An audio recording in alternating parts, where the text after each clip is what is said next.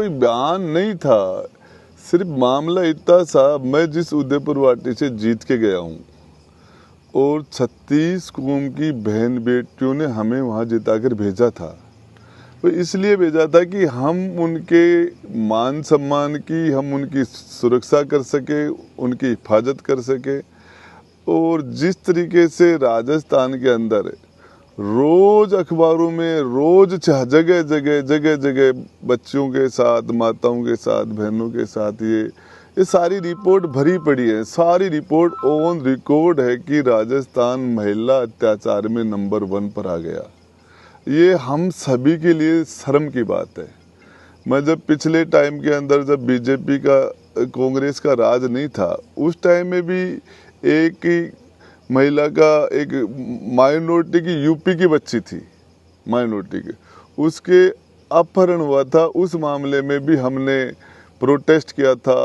60-70 हज़ार लोग इकट्ठे हुए थे और लोगों को इस उम्मीद के साथ हमें भेजा था कि हम वहाँ राजस्थान की सबसे बड़ी पंचायत में बैठ के और महिलाओं के लिए, बेरोजगारों के लिए, भ्रष्टाचार के ऊपर हम कुछ अच्छा कर पाएंगे। लेकिन नहीं, अब ये जिस तरीके से मणिपुर की जो घटना थी वो शर्मसार है, उसकी सारी निंदा होनी चाहिए। लेकिन हम इतना सा ही तो कहा था कि तो हमें अपने गिरेबान में झांकना चाहिए अपना। हम 4 महीने बाद में जनता के अंदर बीच में जाएंगे, जनता को हम कैसे फेस करेंगे, इतनी सी बात थी। हम जनता के सामना होगा तो ये सारी चीज़ें हमारे साथ जुड़ी होंगी। तो हमें इसको ठीक करने के लिए अपना सिर्फ गिरेबान की बात की थी और इतनी कोई बात नहीं थी। सर, सरकार में प्रदेश में लगातार कानून व्यवस्था बिगड़ रही है। दिव्या मदेरणा ने भी कल सरकार पर सवाल उठाए थे कि मैं खुद सुरक्षित नहीं हूं, और जैसे मान लो कि क्राइम के जो आंकड़े आ रहे हैं उनमें भी लगातार वृद्धि हो रही है। महिला अपराध के मामले में प्रदेश है वो नंबर 1 बना है। तो क्या कुछ है इस तरह का कि अपराध पर सरकार अंकुश नहीं लगा पा रही है, बोलने पर इस तरह की कार्रवाई की हमारे लिए शर्म की बात है। हम उस प्रदेश के अंदर आते हैं, उस प्रदेश के अंदर आते हैं। और मैं जिस शेखावाटी से आता हूँ, जिस राव शेखा की जो भूमि है, जो राव शेखा एक महिला के सम्मान के लिए रड़ावता में 3 पीढ़ियां एक साथ कट गई थी। एक साथ रड़ावता में 3 पीढ़ियां हमारी एक महिला के सम्मान के लिए। हम उस डीएनए से हैं, हमारे अंदर वो डीएनए है।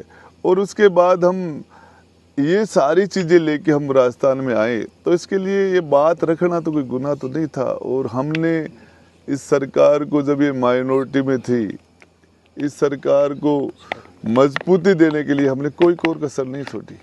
हमारी तरफ से जब भी सरकार पर कोई संकट आया, जब भी कोई दिक्कत आई, तो पूरी ताकत के साथ हम गहलोत साहब के साथ रहे। आपने सरकार बचाने में मदद की थी कि प्रदेश का डेवलपमेंट हो सके, मगर जिस तरह की कार्रवाई की गई है आज, उसको लेकर क्या कुछ कहेंगे सर? मुझे दुख हो रहा है कि जब वो एक डायरी थी वो मैं नहीं निकालता तो आज शायद गहलोत साहब की उसी दिन छुट्टी हो जाती, और आज ये दिन नहीं देखना पड़ता।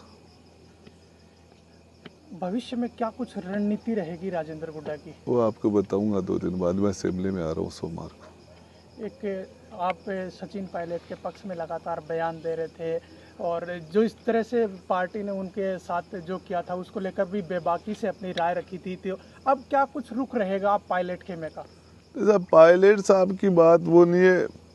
हमें जो ठीक लगा, हमें जो सच लगता है वो हम बोलते हैं, और इसी के लिए हम गए थे। जनता ने इसी के लिए भेजा था। राजेंद्र सिंह हुड्डा ऐसा ही है। जब भी कहीं भी किसी भी जगह किसी के साथ अत्याचार होता है, चाहे हमारे डांगावास के अंदर 5-6 दलितों की हत्या हो गई थी, तो वहाँ भी राजेंद्र गुड्डा खड़ा था। जहाँ कहीं कोई अपहरण हुआ, कहीं भी किसी भी जगह, हमारे भूंगरा के अंदर कोई पूरी 38 लोग एक साथ मर गए थे जल के, वहाँ भी राजेंद्र गुड्डा सबसे पहले पहुँचने वालों में था। और किसी भी जगह जब ये है तो अंतरात्मा की आवाज़ पर चलता हूँ, और सच बोलने की सज़ा मिली है मुझे। एक गत दिनों आपने युवाओं को लेकर भी कहा था कि लगातार पेपर आउट हो रहे हैं और प्रदेश का युवा है वो आक्रोश में है और आगामी चुनाव में जो युवा है उसका जो आक्रोश का खामियाजा सरकार को भुगतना पड़ेगा। तो सच्चाई क्या है, मानते ये हैं कि सच्चाई है, ये बिल्कुल सच्चाई है। हमारे नौजवान आत्महत्या कर रहे हैं। मेरे विधानसभा क्षेत्र में मैं आपको आंकड़े दे सकता हूं, पिछले 2 महीने में 30 नौजवानों ने आत्महत्या कर ली मेरे विधानसभा क्षेत्र में। बेरोजगारी से त्रस्त है, रोज कंपटीशन देते हैं, paper out paper out paper out पे 18 से 36 साल का नौजवान ये पूरा हताशा में जी रहा है और हम इनके लिए